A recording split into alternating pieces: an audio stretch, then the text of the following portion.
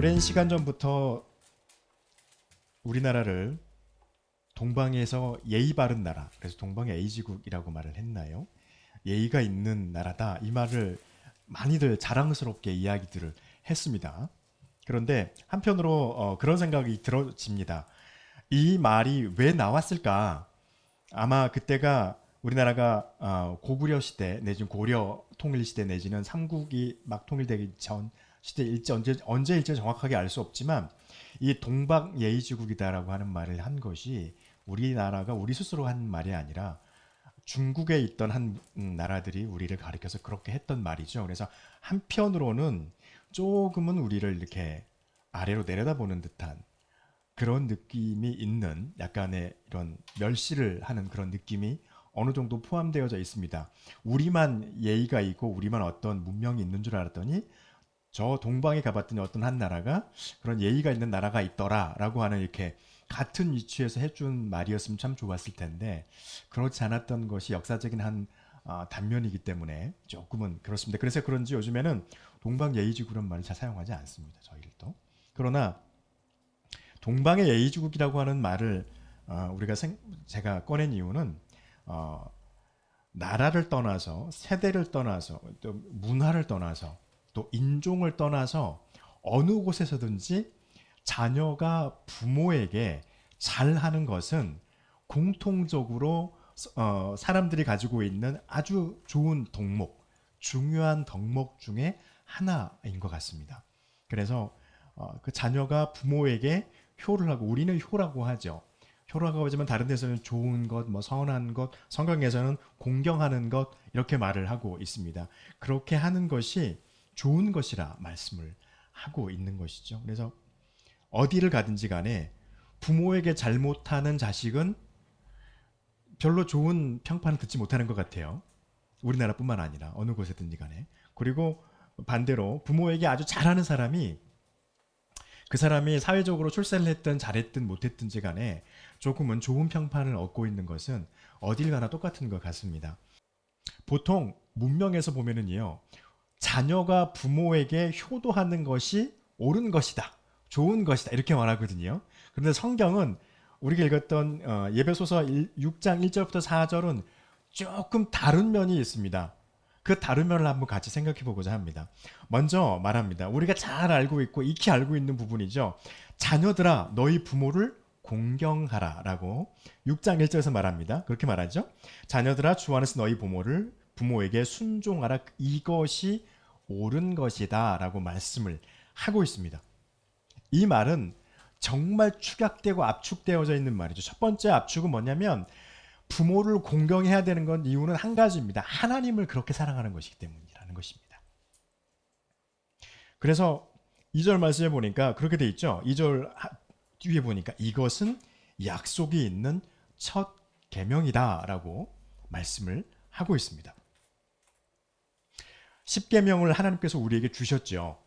10계명을 쭉 주셨는데 이 약속이 있는 첫 계명이라고 하는 말씀을 들었을 때 많은 성서학자와 주석을 하는 학자들이 다른 데도 약속이 있는 거 아니야? 라고 이렇게 주장을 하고, 아니면 어떤 사람들은 그렇지 않다라고 말하기도 하는 사람들이 있습니다. 근데 지금에 와서는 대부분의 학자들이 2절 하반절에 있는 이것이 약속 있는 첫 계명이다라고 하는 것이 맞다라고 생각을 하고 그렇게 해석을 합니다. 이유는 뭐냐면 이 계명에, 제2계명에 그렇게 말하죠. 너희가 나를 섬기면 내가 너희의 하나님이 되리라 라고 하는 이런 것들이 있는데, 이것은 약속이 아니라 하나님의 명령이었다고 생각을 합니다. 그리고 쭉 1계명부터 4계명까지 나는 너의 하나님이라, 너희가 나를 섬겨라, 땅에 있는 것으로 내 형상을 만들지 말라, 뭐 그들에게 절하지 말라, 이렇게 말하는 그런 계명들이, 하나님을 향한 계명들이 쭉 4개가 나열되고, 제 5개의 계명이 왔을 때 그 계명이 너희는 너희 부모를 공경하라 했던 것입니다. 그리고 말하죠. 너희가 그렇게 하면 그렇게 하면 이렇게 되리라 라고 하면서 하나님이 거기에서 첫 번째로 약속을 하십니다. 그것이 너희가 땅에서 잘 되고, 우리가 말씀에서 읽는 것처럼 3절에서 말하고 있는 것처럼 장수하리라 라고 하는 약속을 하나님이 허락해 주셨습니다. 여러분, 그런데요, 이것은 사실이에요.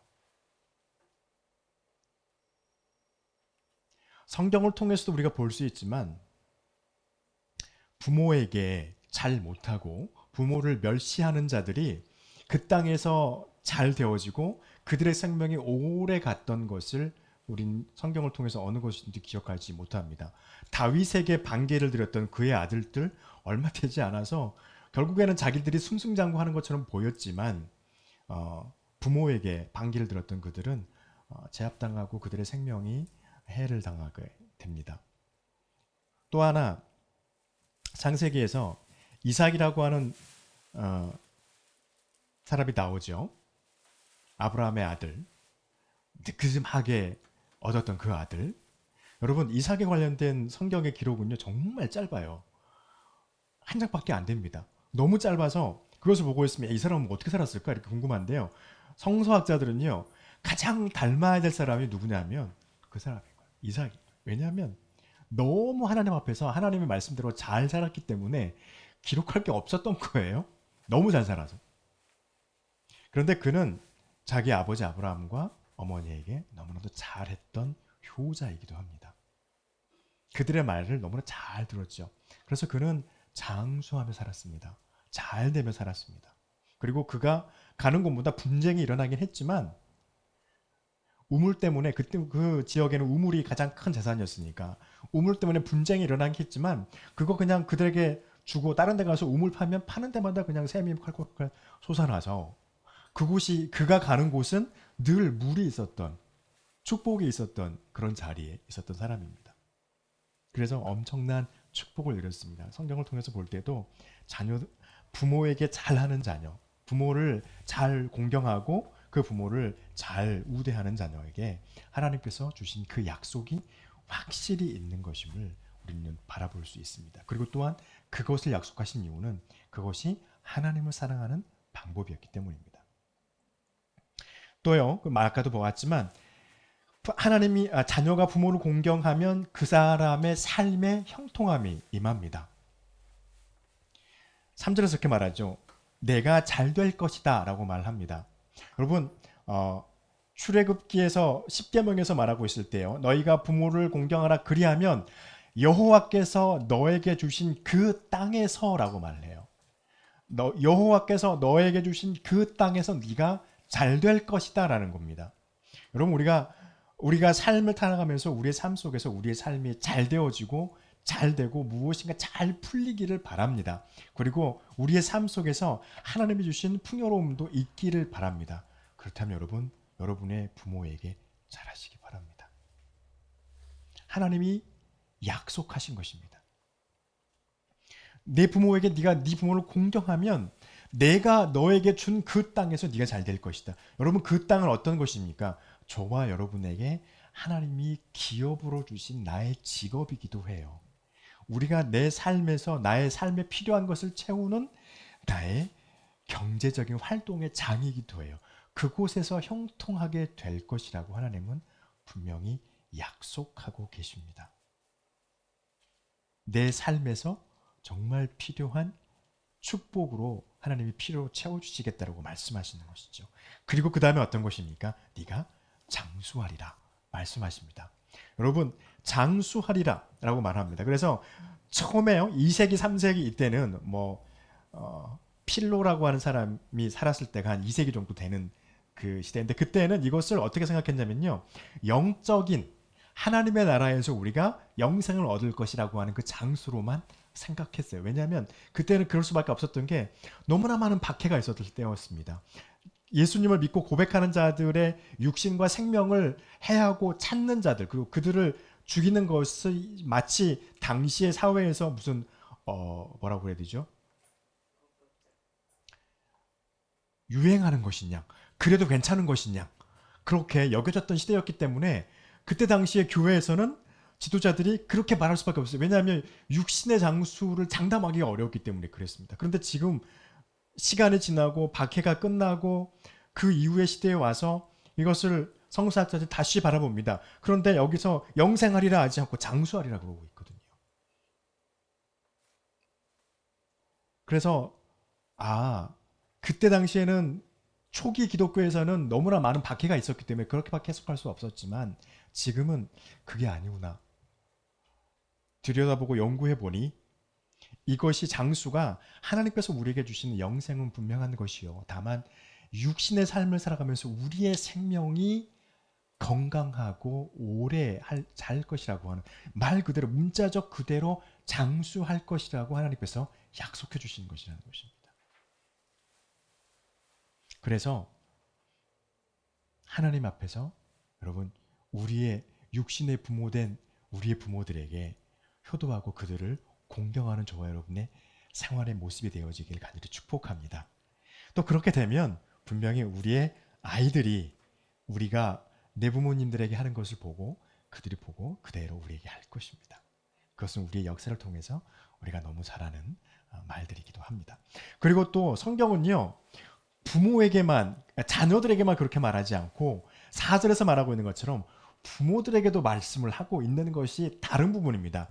부모들에게 뭐라고 말하냐면요. 너희 부모들아 너희 자녀를 양육하여라 말씀을 하고 있습니다. 양육을 할 때 첫 번째 양육의 조건이 무엇이냐면 자녀들의 마음이 상하지 않도록 하라는 거였습니다. 이 말을 들었을 때요. 참 대단하다. 어떻게 이런 것까지 생각할 수 있을까? 그때나 지금이나 똑같은 것이었을까? 이런 생각을 합니다. 여러분 이 말을 들었을 때 4절에 그렇게 돼 있죠. 아비들아 너희 자녀를 노엽게 하지 말라. 이렇게 돼 있습니다. 저도 이제 아이들을 기르고 있다 보니까 아이들이 어릴 때 참 야단을 많이 치잖아요. 야단을 많이 치다 보면 어떻게 되냐면 야단을 치다 보면 내가 기분이 나빠요. 야단을 치는 내가 괜히 기분이 나빠서 야단을 치다가 내 기분 나쁜 것이 그 아이에게 야단 치는 그 내용하고 이렇게 더해져 가지고 아이에게 더 혹독하게 내 감정으로 아이를 이렇게 막 훈육하게 되는 것을 참 많이 생각해 봐요. 아이가 좀 자라고 난 이후에. 그런데 성경은 그렇게 말합니다. 너의 자녀를 노엽게 하지 말라. 이 말이 그 말이에요. 아이를 훈육하되 아이에게 훈육할 때 너의 상한 감정을 가지고 그 감정으로 그 아이의 마음을 건드리지 말라는 거예요. 이 말을 보았을 때 대단한 생각이 들었습니다. 정말 대단하다. 놀래요. 2000년 전인데. 이 말이 그때는요. 엄청난 충격입니다. 사람들이 이 말을 들었을 때 쇼킹이에요. 왜냐하면 그때는 자녀 그러면 지금도 그런 부모들이 조금 있긴 하지만 자녀 그러면 완벽하게 내 건 거예요. 내가 마음대로 좌지우지할 수 있는. 그래서 이 아이는 그 아이가 남자아이든 여자아이든 부모가 왼쪽으로 가. 그럼 왼쪽으로 가야 되는 거예요. 오른쪽으로 가. 오른쪽으로 가야 되는 거예요. 거기 그럼 서야 돼요. 아무것도 못하는 겁니다. 부모가 하라 그러면 무조건 해야 되는 것입니다. 언제까지요? 그 부모가 죽을 때까지. 그렇게 움직여야 되는 것이 당시의 가정의 환경이었어요. 그리고 그것이 상식이었고 반드시 그렇게 해야 되는 것이었어요. 그런데 성경이 말하기를 너희 아비들아 너희 자녀를 교육할 때 노엽게 하지 말아라. 이 말은 당시의 문화에서는요 엄청난 충격입니다. 야! 그게 말이 돼? 라고 말할 수밖에 없는 거예요. 그리고 말합니다. 오직 주의 훈계와 교훈으로 너희 자녀를 양육하라 였어요. 여러분 부모들이 양육할 때 특히 믿음 있는 부모들이 자기 자녀를 양육할 때 하나님께서 주신 말씀을 가지고 깨달은 바를 가지고 나의 자녀를 기르고 또 하나님의 말씀을 통하여서 느끼고 깨닫고 나의 삶에 변화가 일어난 바를 가지고 나의 자녀를 양육하고 길러가라고 말합니다. 이것은요 당신의 의지로 하지 말라는 말이에요. 부모의 생각대로 아이를 끌어가지 말라는 말이에요. 그러니 당시의 사회에서는 이거는 충격이었습니다. 다시 말하면요 이게 충격했던 이유는 조금 길어질 수도 있지만 드린 이유는 아버지에 대한 권력은 가정 안에서 권력은요 하나님과 같았습니다. 그래서 아버지가 저도 이제 이것을 읽고 공부할 때 깜짝 놀랐는데 이 정도로 심했을까 싶었었는데요. 아버지가 자기 아들을 죽여도요. 아무도 옆에서 말 못합니다. 법정에 세울 수가 없었어요. 그때 당시에.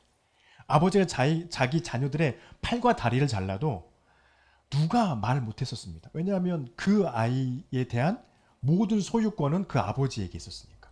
재산이었던 거예요. 그리고 심지어는 자기 아내가 아이를 이제 낳았는데 그 아이가 아들이 아니라 딸이었어요. 근데 그 딸이 그 아버지가 생각하기에 필요가 없는 것 같아. 그러면 죽여도 되고 버려도 되고요. 아무런 법적인 책임을 묻지 않았던 사회였습니다. 그러니 아이를 기르고 아이를 양육할 때 아버지의 뜻은 절대적이었어요. 그때는 가부장적이었으니까. 가부장도 이런 가부장이 없죠. 우리나라도 가부장적이었지만 이렇게 가부장적이지 않았거든요. 근데 이 당시에 이 지역에서의 그런 가정의 문화는 어마어마했습니다. 그런데 성경이 말해요. 네 감정, 아버지와 어머니의 감정으로 그 아이의 마음을 상하게 기르지 말라는 거예요. 그리고 말합니다. 아버지와 어머니가 가지고 특히 아버지가 가지고 있는 생각과 사상과 네가 원하는 대로 아버지가 원하는 대로 그 아이들을 기르고 조정하지 말고 하나님의 교훈, 하나님의 지혜로 아이를 기르라는 거예요. 이거는 아버지에게 자녀에 대한 권리를 포기하라는 말하고 똑같은 거죠. 엄청난 충격이었을 것입니다. 어찌 보면 자녀들아 너희 부모를 공경하라 이 말은요 큰 충격이 아닐 수도 있고 그때 당시엔 당연히 그렇게 하는 거였으니까. 그런데 부모에게 말해요. 아버지가 원하는 대로 아버지의 감정을 자녀들에게 다 붓지 말고 아버지가 원하는 대로 자녀를 이렇게 저렇게 조종하지 말고 나의 말과 나의 지혜로 하나님의 말씀과 하나님의 지혜로 아이를 기르고 양육하라. 그렇게 말을 하고 있었던 것입니다. 여러분 그래서요. 다른 것이 있다고 말씀드렸잖아요. 그게 이것입니다. 자녀가 부모를 공경해야만 하는 것 당연합니다. 그런데 한 가지 플러스 더입니다. 부모는 반드시 자녀를 존중해줘야 합니다. 그것이 성경에서 말하고 있는 가정의 모습입니다. 한편으로는요. 부모가 나의 자녀에 대해서 하나님의 말씀으로 양육하고 그들을 양육할 때 나의 감정이 상해 있을 때는 어쩌면 말을 적게 하는 것이 지혜롭지 않을까 생각을 해봐요. 그래서 나의 감정이 아니라 하나님의 말씀으로 또 나의 자녀의 잘못된 것은 지적하되 나의 감정을 가급적이면 드러내지 않을 수는 없지만 그것을 적게 드러내려고 노력하고 있는 그런 인내하는 모습이 우리에게도 필요한 모습이다. 그렇게 하는 것이 뭐라고 말하고 있냐면요. 그것이 하나님을 사랑하는 거라는 거예요. 부모 입장에서. 그래서 자녀들아 주 안에서 너희 부모를 공경하라. 말씀하시고 있습니다. 또 말합니다. 부모들아 너희 자녀를 훈계할 때 주님의 지혜와 주님의 교훈으로 훈계하라. 그리고 그의 마음을 상하지 않도록 하라. 여러분 어버이 주일입니다. 그리고 또 5월이면 우리 자녀들 생각하는 달이기도 합니다. 성경은 말합니다. 자녀로서 주님 안에서 하나님을 사랑하는 마음으로 부모에게 공경하고 순종하라. 부모들아 자녀를 대할 때 하나님을 대하는 마음으로 하나님의 지혜와 말씀으로 그들을 훈계하고 그들의 마음이 상하지 않도록 그들을 양육하라 말씀하고 있습니다.